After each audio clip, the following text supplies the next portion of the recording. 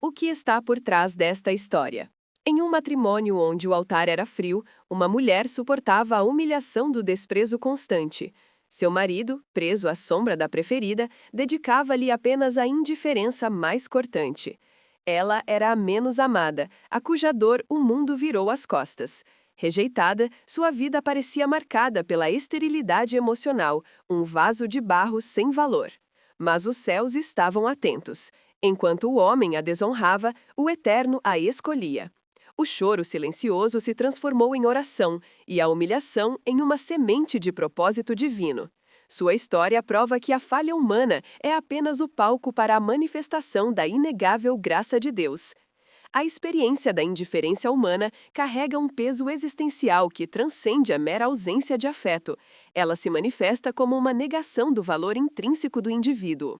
A rejeição, especialmente quando emanada daquele a quem a lei ou o destino une, instala uma profunda cicatriz na alma, transformando a união destinada à plenitude em um deserto de solidão compartilhada. É o fardo de saber-se preterido, de ocupar um lugar secundário onde deveria residir a primazia do amor.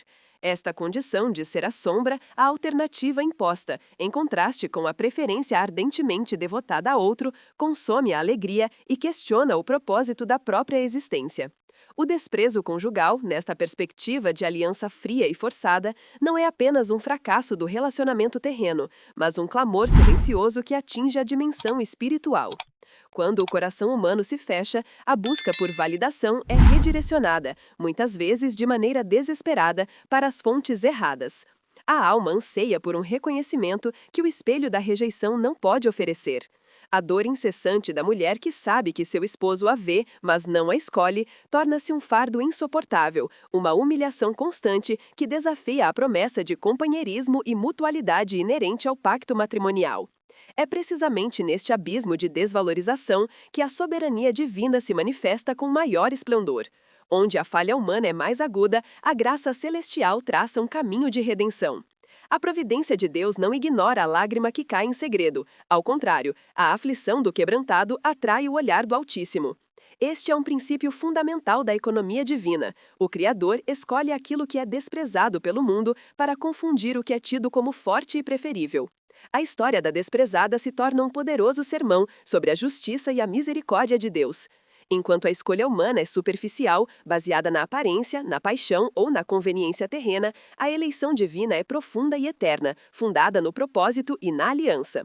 A mulher cuja vida parecia estéril emocionalmente, cuja existência era definida pela ausência de amor recíproco, é subitamente agraciada com uma fecundidade que transcende o natural. Essa abundância de bênçãos, manifestada na concessão de herdeiros, não é um prêmio de consolação, mas um sinal inegável da intervenção divina.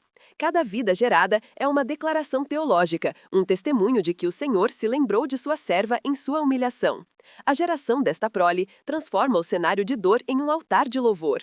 Os filhos tornam-se evidências concretas de que a dor não foi em vão, mas um cadinho de onde emergiu um propósito mais elevado. Eles carregam nomes que narram a jornada da mãe, o lamento transformado em escuta divina, a esperança na atenção do Eterno, a gratidão pela manifestação da misericórdia. O ciclo da humilhação é quebrado pela sucessão de sinais divinos. A rejeição do homem perde sua força corrosiva quando confrontada com a aceitação incondicional de Deus. O grande paradoxo desta história reside no fato de que o desprezo terreno se torna a porta de entrada para um favor celestial sem paralelo. A mulher rejeitada pelo cônjuge é a matriarca escolhida para dar continuidade a uma linhagem de fé, garantindo que o plano divino para a posteridade se cumpra através daquele vaso que era considerado menor. O valor intrínseco de Clarice na esfera da sinopse ou de Lia na esfera bíblica não é medido pela intensidade do esposo, mas pela magnitude do olhar de Deus. Esta perspectiva nos ensina que a verdadeira aceitação e validação não reside na aprovação transitória do próximo, mas no eterno beneplácito do Criador. O propósito de vida não se esgota na busca por um amor recíproco na terra. Ele se expande e se cumpre na obediência e na fé manifestada no meio do sofrimento. A humilhação sofrida é transfigurada em um legado de esperança.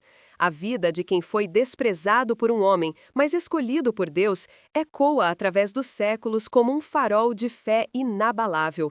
Ela demonstra que a providência divina é superior a qualquer falha ou omissão humana. O sofrimento, quando entregue à soberania do Altíssimo, transforma-se em um instrumento de glória. A esterilidade emocional do matrimônio é superada pela frutificação espiritual que somente o favor divino pode conceder. A história se encerra não na dor da rejeição, mas na certeza do chamado e na imensidão da graça, onde a mulher humilhada se torna um eterno testemunho da fidelidade de Deus. O louvor final não provém de um casamento plenamente realizado, mas de uma vida plenamente dedicada e reconhecida pelo Senhor.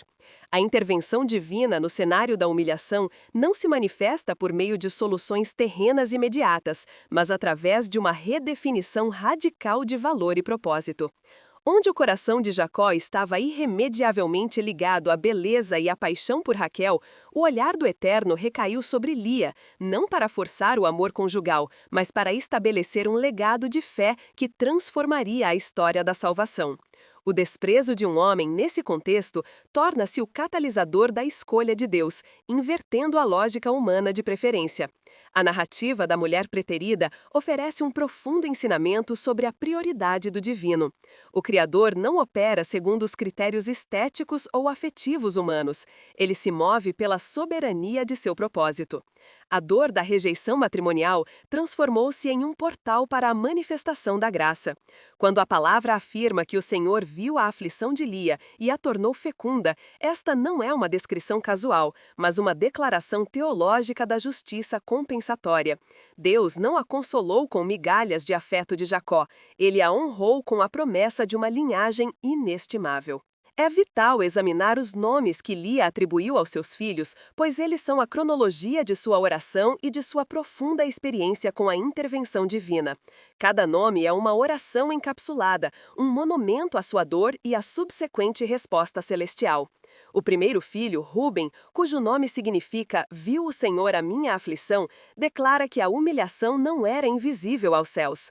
A rejeição de Jacó não era o fim de sua história, pois o Altíssimo havia se inclinado para testemunhar seu sofrimento. A fé de Lia reside na certeza de que, mesmo que o esposo a visse apenas como uma alternativa, Deus a enxergava com totalidade e compaixão. Seguiu-se Simeão, que significa ouvido. Depois de ter sido vista em sua aflição, Lia reconheceu que sua súplica havia sido escutada. O silêncio imposto pela indiferença de seu marido foi rompido pela escuta ativa do Criador. O ouvido de Deus estava atento ao lamento que o lar ignorava. A dor do coração se transformou em louvor pela atenção divina. O terceiro nome, Levi, que significa apegar-se ou juntar, revela a última tentativa de Lia de buscar aceitação terrena. Ela expressa a esperança de que, após gerar 3 filhos, seu marido finalmente se apegasse a ela. Este nome encapsula a luta humana. A alma, ainda que agraciada por Deus, ainda anseia pela validação e pelo afeto do próximo. É o ponto de inflexão onde a súplica por amor humano atinge seu ápice e é superada. O ápice dessa jornada de fé, no entanto, é alcançado com o nascimento do quarto filho, Judá, que significa louvor. Com Judá, o foco de Lia se desloca completamente do esposo para o Criador. Não há mais súplica por afeto, nem esperança de apego conjugal. Há apenas gratidão pura e incondicional. A dor do desprezo é superada pela descoberta da fidelidade. O sofrimento se torna um altar e o lamento se transforma em hino. A vida de Lia deixa de ser definida pela ausência de amor de Jacó e passa a ser celebrada pela presença constante e poderosa de Deus. Judá marca o momento em que a mulher desprezada finalmente encontra a plenitude de sua identidade não no relacionamento falho, mas no reconhecimento da soberania divina. A ironia sublime da eleição divina se manifesta no legado deixado por estes filhos. Raquel, a amada, a preferida humana, gera José, que se torna o salvador do Egito, uma figura de grande importância administrativa e providencial. Contudo, é Judá, o filho da desprezada, que se torna o portador da linhagem real, a tribo de onde viria o cetro e, finalmente, o Messias. E Levi, o filho que expressava o anseio por apego humano, torna-se a tribo dedicada ao sacerdócio, responsável por manter o culto e a aliança com Deus. A providência age para demonstrar que o que é desprezado pelo mundo, ou pelo esposo, é frequentemente o vaso que Deus escolhe para infundir seu maior propósito. A rejeição de Lia por Jacó não foi um acidente, mas o cenário preparado para que o favor de Deus fosse inegável. Sua fecundidade não era apenas biológica, mas profética. Ela não apenas gerou filhos, mas gerou a própria história do louvor e da redenção. A história de Lia, a desprezada, que se tornou a matriarca da promessa messiânica, serve como um espelho eterno para todos aqueles que experimentam o peso da indiferença. Ela atesta que o valor de um indivíduo não se mede pela intensidade do amor que recebe em vida, mas pela profundidade do propósito que Deus nele depositou. O sofrimento não é um vazio, mas um campo fértil onde a intervenção divina é mais eloquente. O ciclo da humilhação é quebrado quando a busca por aceitação humana é substituída pelo louvor ao Altíssimo. A mulher que começou sua jornada chorando em segredo termina a história dando nome à própria essência da adoração, Judá, a confirmação de que, onde o homem rejeita, Deus acolhe e eleva. A verdadeira glória reside em ser escolhido pelo Criador, independentemente da escolha falha da humanidade. A profundidade da eleição divina, manifestada na vida daquela que foi preterida, transcende a simples compensação por uma dor conjugal. O que se desenha na história de Clarice Vidal, a contraparte de Lia, é a revelação de um princípio teológico imutável. A força de Deus se aperfeiçoa exatamente na fraqueza humana. O desprezo de Renato Albuquerque não foi meramente um fator de sofrimento para Clarice. Ele se tornou o vácuo necessário para que a plenitude da providência celestial pudesse se manifestar sem concorrentes terrenos. A narrativa não permite que o leitor ouça o murmúrio da compaixão humana, ela impõe o som retumbante da soberania divina. A escolha de Deus opera numa lógica inversa à estética e ao afeto mundanos. Enquanto o homem se atém à superfície, ao encanto fugaz da beleza ou à paixão imediata, o Criador sonda o coração, buscando vasos dispostos, mesmo que partidos. Clarice, em sua humilhação, possuía uma vulnerabilidade que a qualificava para ser o canal da graça. Ela não podia se apoiar no amor de seu esposo, e essa ausência forçou-a a apoiar-se totalmente no amor incorruptível do Altíssimo. Este é o paradoxo da fé. A rejeição se transforma em receptividade para o propósito maior. É crucial entender que a fecundidade concedida a Clarice não foi um prêmio de consolação, foi o ato fundacional de uma linhagem que viria a sustentar a esperança de toda a humanidade. Se a preferida, a amada, gerou a provisão terrena, José, a figura do Salvador do Egito, a desprezada, gerou a estrutura da aliança e da promessa eterna. Os filhos que nasceram sob a sombra da indiferença tornaram-se os pilares da fé. Levi, que brotou do anseio de apego, não se apegou a um homem, mas foi separado por Deus para ser a tribo do sacerdócio, a ponte entre o povo e o altar, a voz mediadora da santidade. O desejo de Clarice de se juntar ao seu esposo foi divinamente redirigido para a função de ajuntar o povo a Deus. E mais eloquentemente, Judá, o filho do louvor, que marcou a desistência de Clarice de mendigar afeto e a decisão de adorar. Dessa decisão nasceria o cetro, a realeza que não seria derrubada. O cetro não veio da beleza, nem da paixão, mas da gratidão que emergiu do sofrimento. A promessa messiânica, a vinda do Cristo, o leão de Judá, está umbilicalmente ligada à mulher que foi vista e ouvida em sua dor. A linhagem real não procede de um casamento feliz ou de uma união idealizada, mas de uma aliança sustentada puramente pela fidelidade de Deus. A história de Clarice Vidal serve assim como uma profunda lição sobre a redefinição de valor. Onde o olhar de Renato via falha e desinteresse, o olhar do Eterno via matéria-prima para a glória. Sua dor, longe de ser um sinal de maldição, foi a evidência de que Deus estava operando um plano que superava em muito as aspirações de um lar terreno. Ela foi chamada não para ser amada por um homem, mas para ser a matriarca da redenção, a ancestral escolhida para gerar o louvor Judá, do qual viria o Salvador. Essa transformação ensina que a validação mais importante não é horizontal, vinda do próximo, mas vertical, vinda do Criador. O processo de santificação de Clarice se deu na fornalha da rejeição, onde ela aprendeu que a aceitação divina não é contingente às circunstâncias humanas. Não é a beleza que garante a bênção, mas a humildade e a dependência total do Senhor. A verdadeira riqueza de Clarice não estava na atenção que ela desejava, mas na herança que ela gerou, uma herança que redefiniu o conceito de família e propósito. O ciclo de humilhação é quebrado quando a alma, exausta de buscar o amor onde ele não existe, finalmente se volta para a fonte inesgotável. O louvor de Judá é, portanto, o ponto de virada na psicologia e na espiritualidade de Clarice.